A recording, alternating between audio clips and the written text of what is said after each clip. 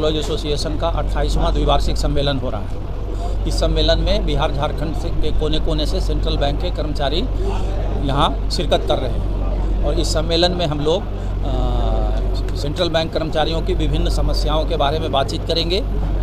अभी delegate session होगा, उसमें जो समस्याएं हैं उनको हासिल करने के लिए, अपने मुद्दों को हासिल करने के लिए जो भी आंदोलन का कार्यक्रम होगा वो भी तय होगा।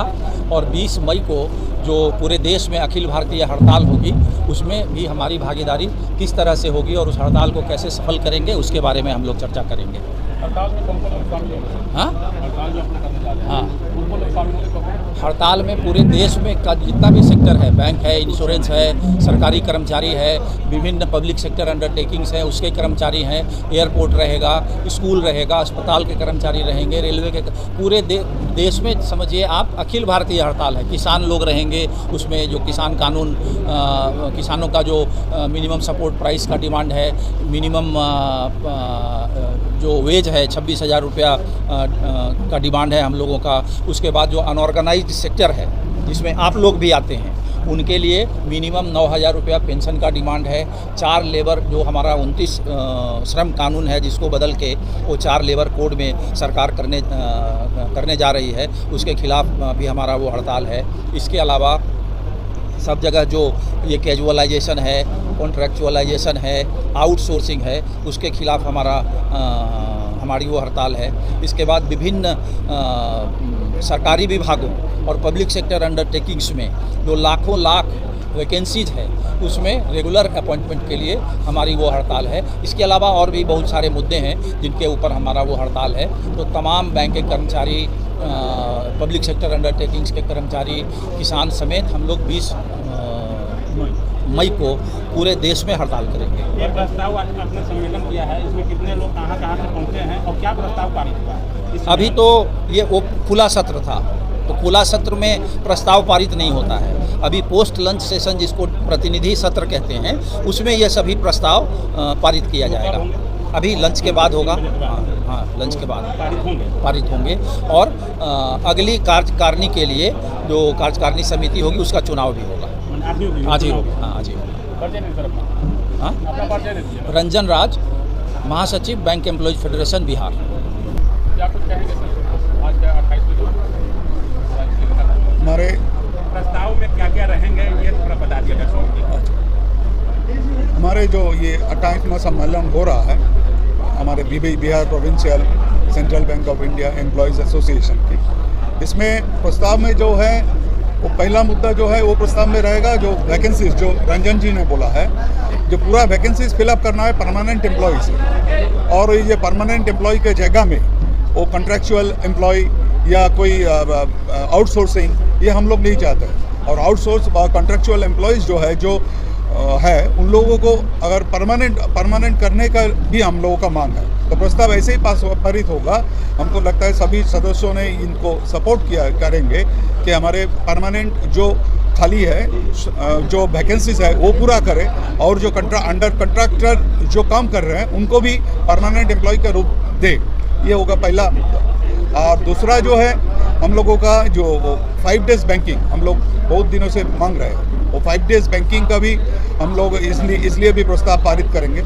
और जो रंजन जी ने बोला है जो 29 जो इंडस्ट्रियल जो रिलेशन का जो लॉ था इसके लिए 5 कोड लाया जा रहा है, लेबर कोड 4 लेबर कोड लाया जा रहा है, इसका खिलाफ भी हम लोग प्रस्ताव पास करेंगे। ये सब है। और हमारे जो 3 साल जो संगठन चला गया 27वां सम्मेलन से अभी 28वां सम्मेलन 3 साल, इसका भी चर्चा होगा।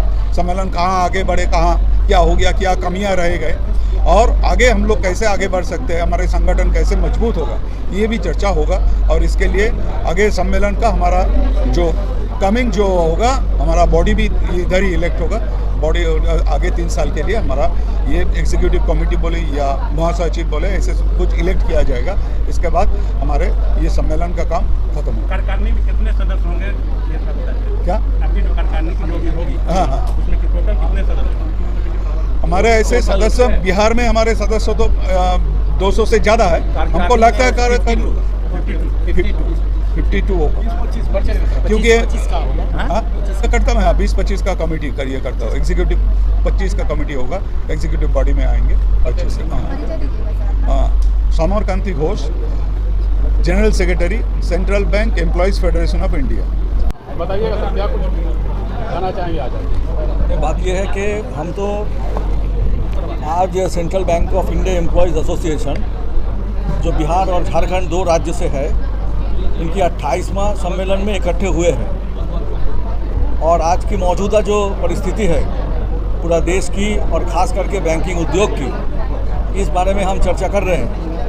आपको पता है कि पिछले मार्च के 24 और 25 2 दिन की हड़ताल की हमने ऐलान की थी बैंकों में, जिसमें कुछ चर्चा हुए थे। हमारी खास करके 2 मांगे थी। एक तो ये है कि नए दाखिला, आउटसोर्सिंग बंद करना और 5 दिवसीय सप्ताह।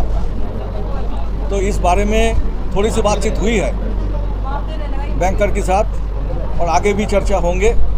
5 दिवसीय सप्ताह जो है इसको भी हम जल्द से जल्द लागू करने की मांग कर रहे हैं। और इसके साथ साथ जो आ रहा है कि मौजूदा देश की मजदूर वर्ग के ऊपर जो हमला हो रहा है, इसके खिलाफ मजदूर वर्ग ने 20 मई को आम हड़ताल की ऐलान की है, जिस बारे में रंजन जी ने आप लोगों को रोशनी डाले हैं। तो इसमें भी हम लोग आज चर्चा करेंगे कि हमें अपने ग्राहक जो है इनके पास पहुंचना है, आम आदमी के पास पहुंचना है, क्योंकि सार्वजनिक क्षेत्रों की निजीकरण की जो साजिश केंद्र सरकार की तरफ से चल रहा है, इसके खिलाफ हमको लोगों को इकट्ठे करने हैं। तो इसीलिए हम जो प्रेस है, जो मीडिया है, जो लगातार हमारी आंदोलन में हमारे साथ देते आए हुए हैं, हमारी ये उम्मीद रहेगी कि आने वाले दिन में भी वो ये साथ देते रहेंगे, क्योंकि हमारी लड़ाई सिर्फ बैंकों की एम्प्लॉय की पैसा बढ़ाने के लिए नहीं, लेकिन सार्वजनिक क्षेत्र के बैंकों को बचाने की लड़ाई है, जो हमारी देश की आर्थिक व्यवस्था को बचाने के लिए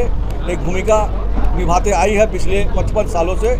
आने वाले दिन में भी रहेंगे। यही उम्मीद के साथ आज हम इस सम्मेलन में इकट्ठे हुए हैं। आप सबको मैं bank employees federation of India केंद्रीय कमेटी की तरफ से भी शुक्रिया अदा करता हूँ। मैं Debashish Basu Chaudhary, bank employees federation of India की मैं अखिल भारतीय महासचिव हूँ। हमारा आज का जो द्विवार्षिक सम्मेलन 28वां द्विवार्षिक सम्मेलन Bihar provincial central bank of India employees association BPCBI है, जो हमारे ऑल इंडिया संगठन बेफी से bank employees federation of India से संबंधित है। इसका 28वां सम्मेलन आज IMA हॉल 14 अप्रैल 2025 को हो रही है। इसमें बिहार और झारखंड के विभिन्न प्रांतों से हमारे डेलीगेट्स आए हुए, चुने हुए डेलीगेट्स आए हैं। 3 दिन लगातार बैंकों में छुट्टी के कारण हमारी उपस्थिति जैसा हम लोगों ने उम्मीद की थी वैसा उपस्थिति नहीं रही है। आज के सम्मेलन में मुख्य रूप से हम लोग को द्विवार्षिक सम्मेलन है। हर 2 साल में हमारा 2-2.5 साल के अंदर में हम लोग ये सम्मेलन करते हैं। इसका उद्देश्य होता है कि पिछला सम्मेलन से लेकर आज तक का जो क्रियाकलाप है हमारे यूनियन का, उसका अवलोकन करना, उसमें क्या तरह की हम लोग फर्दर उसमें डेवलपमेंट कर सकते हैं, किस तरह से हमारा संगठन को आगे बढ़ा सकते हैं। साथ ही हमारी चर्चा का विषय रहती है कि बैंकों की वर्तमान परिस्थिति, देश की केंद्रीय सरकार की नीति जो आज के दिन में कर्मचारी विरोधी, श्रमिक विरोधी, किसान विरोधी, आम नागरिक विरोधी नीति केंद्रीय सरकार की है, उसके बारे में भी हम लोग अपने कॉमरेड्स को आगाह करते हैं।